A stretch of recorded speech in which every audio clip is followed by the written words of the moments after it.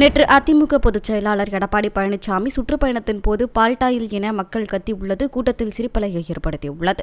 அதிமுக ஆட்சியில் கொண்டு வரப்பட்ட திட்டம் அனைத்தும் நிறைவேற்றப்படும், மீண்டும் நிறைவேற்றப்படும்.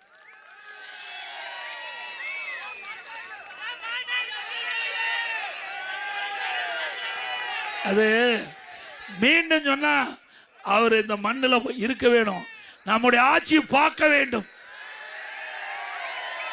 உங்களால் தேர்ந்தெடுக்கப்பட்ட ஆட்சியை அவர் பார்க்க வேண்டும். அதனால நம்ம வேண்டாம், நல்லா இருக்கட்டும், அதை பற்றியே கவலை இல்லை.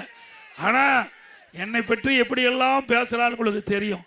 ஒரு விவசாய குடும்பத்தில் பிறந்து ஒரு பதவியிலே இருந்து மீண்டும் பதவி கிடைப்பதற்கு எவ்வளவு கஷ்டம் என்று அனுபவ நீதியாக உணர்ந்திருக்கிறேன். அவ்வளவு கேவலமாக பேசுகிறாங்க. விவசாயி என்றால் அவ்வளோ கேவலமாக நினைக்கிறாங்க. ஆக இதற்கெல்லாம் தகுந்த பாடத்தை புகட்டுவீர்களா? ஸ்டாலின் அவர்களே, சட்டமன்றத்தில் எங்களை எடை குறைவாக போட்டு பார்த்தீங்க. இன்னைக்கு பிரதான எதிர்கட்சி தலைவர் உங்களால் அடையாளம் காட்டப்பட்டவன் நான்.